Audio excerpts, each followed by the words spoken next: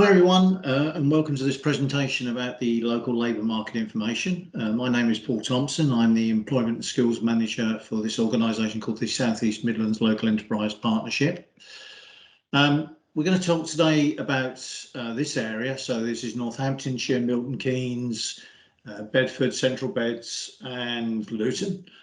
It's quite a large area, lots of innovative businesses and some exciting activity actually happening in the area.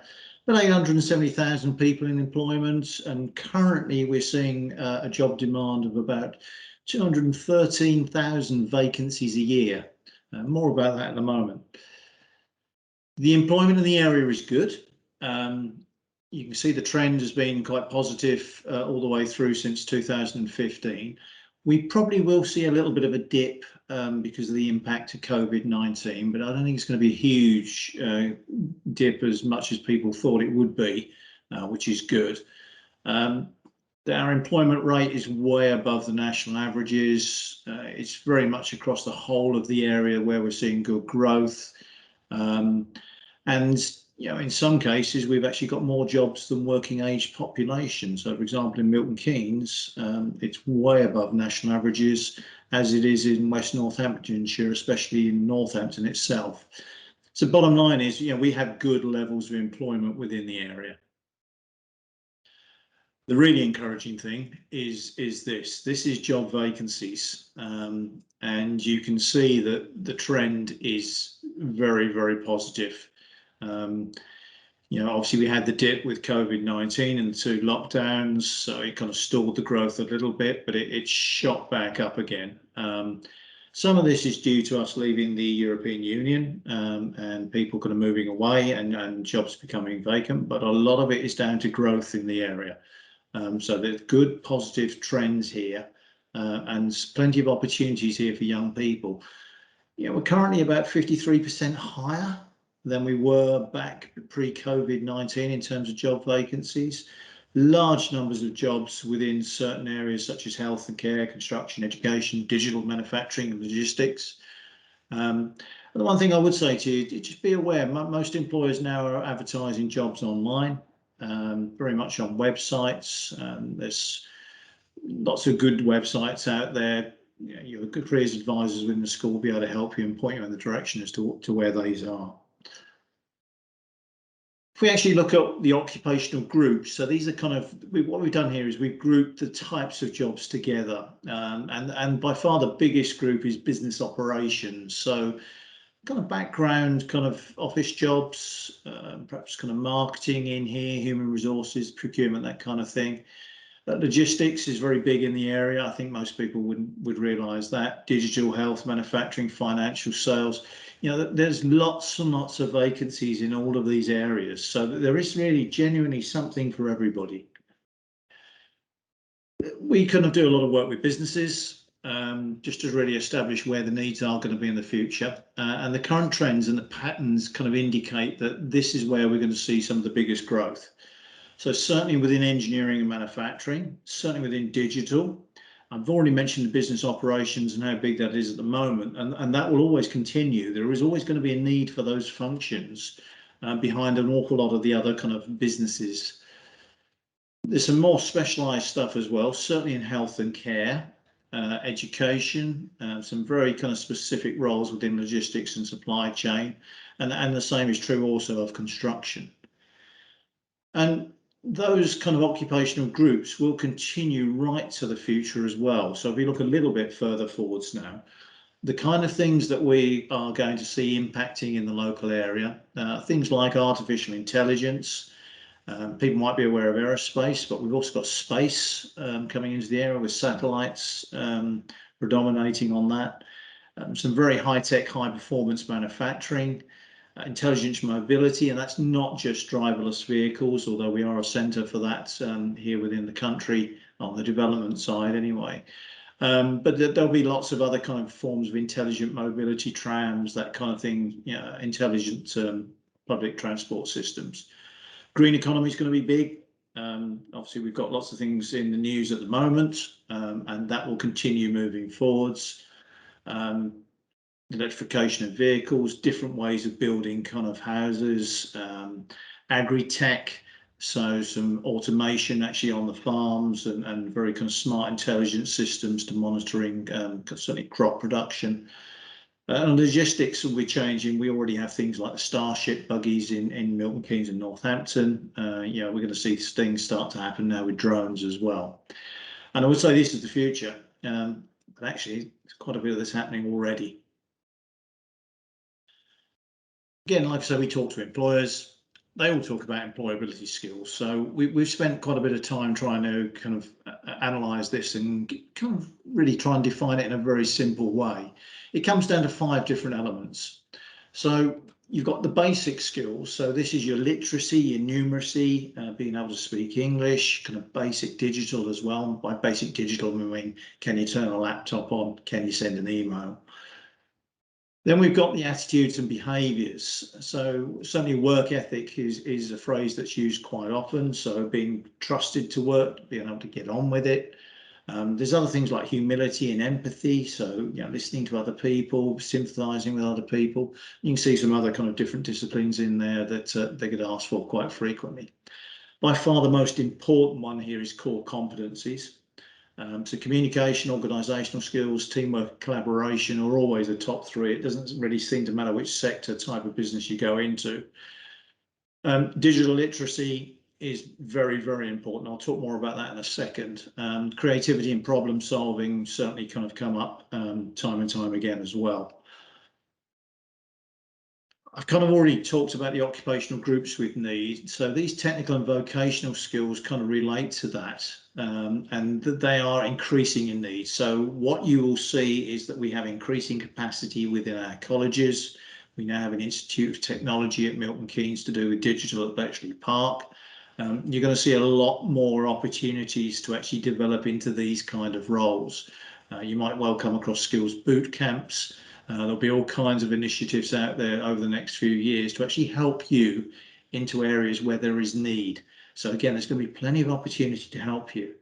And that doesn't take away from qualifications. They are important on your first step, no question about that.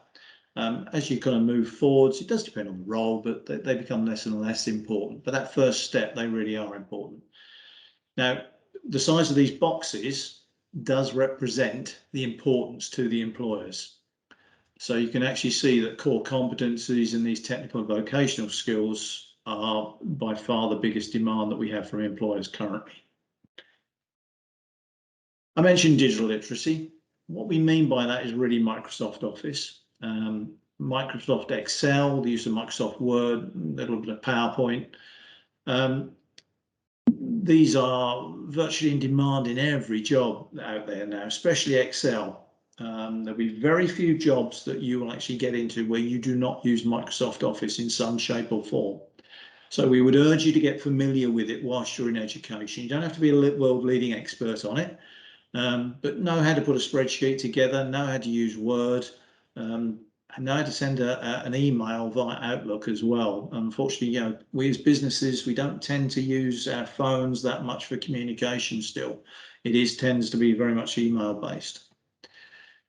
And then if we get into the specialist digital skills, so you might have seen in the technical and vocational block, there was specialist digital skills. These are the top 25. Kind of mixture in here, depends on the kind of occupation that you're looking at. So there are some programming languages like SQL and Microsoft C#, Python as well, which is moving up the list. And they're the top ones that are out there. JavaScript as well, you'll see in there as well. But there are other things like business systems in there, like SAP and Oracle. Again, you wouldn't be expected to know these things. These are things that you'll be taught when you kind of join an employer, but you need to be familiar with using a computer and these business systems if you go into that kind of line. Certainly in things like customer relationship management, that's more on the kind of sales and the marketing side.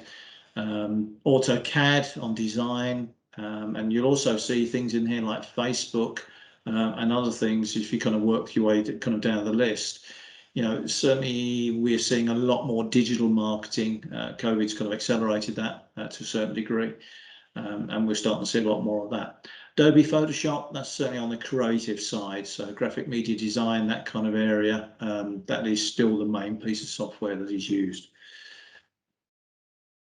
So what I'm going to do now, I'm going to talk through these top 10 occupational groups, just to give you a kind of idea of what kind of thing is actually happening within them. So if we start to look at business operations, you'll see employment on the left-hand side there with the block graph, and then they've got job postings, so the vacancies is the line graph. Both in this case are very positive, and as I said before, will continue to be so. It is a long way by far our biggest, highest occupational group out there. There are some basic roles, the office admin kind of roles, but there's a lot of high-level specialist roles within this group. Project management, human resources and procurement in particular are about two of the biggest kind of groups where there is demand, so specialising in kind of human relations, public relations with people, kind of that kind of side. But procurement is actually purchasing, it's buying stuff. You know, who doesn't like buying stuff? There is a big demand for purchasing people out there, you know, and some of the skill sets, communication skills, negotiation skills, that kind of thing come to the fore with that kind of thing. Lots of pathways, and what you'll see on the right hand side here of all these kind of graphs I show, I always just list the top 5 core competency skills that employers tell us that they need. They do vary on the job roles, but these are the main ones that come up time and time again. So if we then look at logistics specific, so you know, in a logistics company, close on 50% of the job roles are not picking and packing, working in the warehouse and driving. There's digital roles, there's engineering roles, there's business operations roles as well. This particular page here just relates to mainly the driving side and the kind of warehousing side. Huge demand. Some of that has been driven by COVID-19 and we are buying more stuff online. But the trend is up and it will continue to go up. So big opportunities here. Some of those roles you get a bit older when if you're looking for a bit of work experience, the kind of warehouse staffing might be a good opportunity for you as well. But it's a great sector to work in. There are so many opportunities now.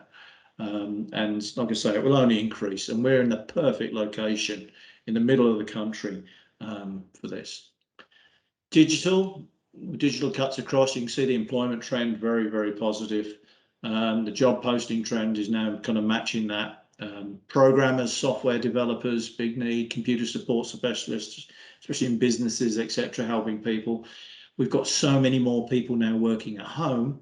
You know, these computer support specialist roles are changing in as much as it's very much remote operation, going onto people's laptops remotely and actually helping and supporting them that way.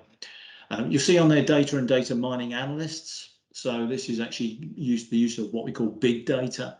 So taking vast amount of information, processing it, displaying it in certain ways and for different reasons. Most of the jobs, over 60% of the jobs, are not in digital companies. They tend to be in the traditional businesses where they have a digital need. So again, this is one of those transferable roles that can cut across a whole bunch of different things. And again, very exciting, very dynamic, lots of things happening within it. Certainly worth pursuing, that's for sure. Health and care. We've all seen the impact of COVID-19 and the support that these particular sectors kind of gave us, for which we're really grateful. We do have an ageing population, and that does need looking after. And so we are seeing increasing demands on the health side and on the care side in particular. That's also been magnified by leaving the EU, where we have lost a whole bunch of people. So certainly on the care side, there is big demand for people now. Nursing, huge demands. We're starting to see a big demand now also on psychologists. So psychology, if that's one of the things that you're interested in pursuing, I think there will be some opportunities there going forward for the future. We're seeing a lot more of that as well. Yeah, fantastic, rewarding career to go into, making a difference, helping people every day. What's not to like? Manufacturing. You might speak to your parents or carers and they may think that manufacturing's dead in the UK. It's far from it. It's the employment levels have stayed fairly steady over the last few years. The reason mainly they haven't increased is because of the use of automation, but then that demands a need for more technical people, certainly in terms of automation engineers, mechatronics, that kind of thing. It's recovering post COVID-19. We've got a very diverse sector here in the area, from Formula One right the way through to food production. Again, it's one of those transferable roles. You're a maintenance technician or something like that. That can be used anywhere, really. Production workers, we have a shortage of in particular at the moment, but certainly machine operators and then all the support functions kind of behind that. Again, big demand, big demand. Financial, so bookkeeping and accountants, we have a demand for as well. And that has always been in our top 25 job vacancies right the way through over the years. And I can't see that changing, to be honest with you. And most people tend to think, well, maths is the biggest important thing in this. Yeah, but as long as you can add, take away, multiply, divide, and you know the percentages, that's basically got it covered. It's really, certainly these days, having digital literacy, so the Microsoft Excel side really comes into play. Biggest skills here really are communication skills, being very organised and detail focused. Communication is a big part of this, though, being able to make other people understand what the numbers mean. There is some legal sides to this, but the idea is where to get help and support. That's the biggest element of this. So some fantastic opportunities. Education, we do have a growing population within the area, which means we actually have more children. And so we've got an increasing number of schools kind of coming through. Big demand for teaching assistants, and actually that's quite a cute way of actually getting into this sector quite quickly. If you show a desire and a passion to do it, most schools will help and support you into teaching, if that's the preferred route. Lots of other routes you can go. You can go the traditional route into university and straight into teaching that way. We've got some local schools here who are experts on actually helping and developing people into education at Denby and at Brook Western. So there is lots of opportunities here. And again, I can speak from personal experience. I used to work for a charity called Young Enterprise, working with young people. It is extremely rewarding. It really can be. Sales and customer service. This is a bit more the kind of business to business kind of side than anything else. It is recovering. We do have a kind of shortage in this kind of area. We need young people to come into it. So if you've got a natural gift for kind of negotiation and skills, again, the communication skills, because that's really what this is about, then this could be for you. If you're outgoing and you like meeting lots of different people, it could be absolutely fantastic. One of the other advantages, if you can speak a second language now, obviously having left the EU, we're going to need people to actually be able to sell our products abroad. And so, that's going to become an increasingly large demand as we go through. Construction. We have a lot of construction going on in the area, some huge projects as well with things like the HS2. We've got the cross rail that's going to come across from Milton Keynes right the way through to Bedford and then on to Cambridge. So there's some huge projects like that. We've got big developments from industrial sides, so a new freight terminal near Northampton, and kind of an expansion of the one up closer to Rugby. Maybe some expansion developments on the airport in Luton. So those kind of big projects that are around, as long as a few road projects, but also housing, massive increase in housing in the area. And we have shortages. Now, we have big shortages of certainly people within the trades, so electricians, plumbers, plasterers, that kind of thing. Certainly kind of at the higher skill level, the civil engineers, quantity surveyors, architects, again, we do have shortages there. The green economy is going to have an impact on this. So as we all change how we kind of use energy and generate energy, that will have an impact, and there'll be an increase in demand there as well. as there will with water and things like that, the utility side. And that kind of also relates to engineering. So the engineering side, we saw a little bit of a dip during COVID-19 on the job vacancy side, but that's now starting to come back again. I already mentioned maintenance technicians across in manufacturing, and there is a huge demand there, mechanical engineers as well. It's a little bit of a kind of gender bias really at the moment. We've got lots and lots of men in this sector. We need more women to come into it, and there are some golden opportunities there, and indeed some financial incentives as well for young women to come into the sector. Great opportunities, not many careers you can come into where you can make a difference to people's lives. But have a look in the room around you. Everything is engineered. Every single thing in that room is engineered, apart from you. That's the kind of difference you can make as an engineer. I'm slightly biased because my background is engineering and I know what it gave me. So I give it a go, guys. There's going to be plenty of opportunities there. That's the top 10. I thought I'd just touch on a couple of other ones as well. A little bit of focus on retail, hair and beauty, that kind of sector. Clearly, I'm not qualified on any of those, as you can imagine. We have seen a kind of trend for this to be reducing over the years. And we don't foresee that will change. We think it will carry on down. Now, we have seen a slight increase on recruitment recently. Part of that is because of leaving the EU and we've lost some people. But also a lot of people also found alternative kind of employment whilst we were on lockdown and the shops were shut and all that kind of thing. And perhaps they're not coming back. So there are some opportunities here. I would always recommend as a part-time job when you're looking for work experience and that kind of thing, go and work in retail. It will really, really help you develop your communication skills, so your organisational skills, that kind of thing, because you're dealing with the general public, and it really kind of brings people out of their shells. I used to be quite shy and retiring. I worked in a motorbike shop when I was young, and it's probably the best thing I ever did. So I really recommend this as not just part-time work and the rest of it, possibly as a career as well. That there will be some opportunities here. Certainly on the managerial side going forwards, there'll be lots of opportunities opening up. Food and accommodation, again, that's kind of returning to normal. We have a huge shortage of chefs.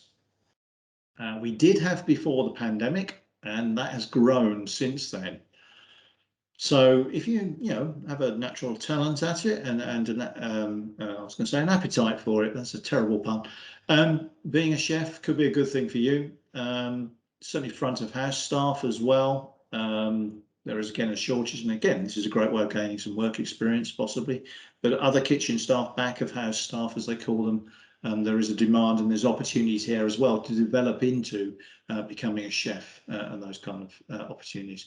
Got some great facilities in some of our colleges to kind of help with that. Apprenticeships as well as a good option as well for this. So that's kind of bouncing back. So there will be some opportunities there as well going forwards. I always kind of finish with this slide. I've just shown you 10 or 12 of the occupational groups there. I would also say to you, if you've got your heart set on doing something, you have a burning desire to do it, or you have a natural talent for doing it, do it. The great thing is if you can find something that you love doing and get somebody to pay you for doing it, it's not work. And be patient. Don't go too fast too soon. Don't expect you're going to be the manager on the first day and the boss and all the rest of it and earning huge amounts of money. That's not how this works. You need to take steps onto the ladder and kind of working your way through, and get yourself settled in.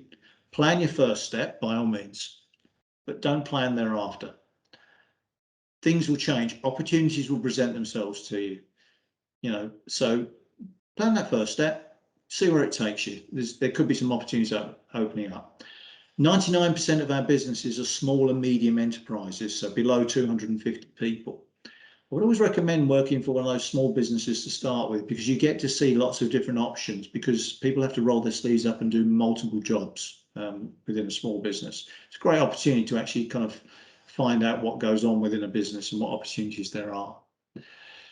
There's more information on our website, and there'll be a full-blown version of these slides with a lot more of the occupational groups over the next couple of weeks. If you want further details on occupations, can I suggest you start the National Careers Service website? Very much more detail and information there about pathways, but also kind of some indications about salary levels and that kind of thing. I hope this has been of use to you. Take care, guys. See you soon. Cheers.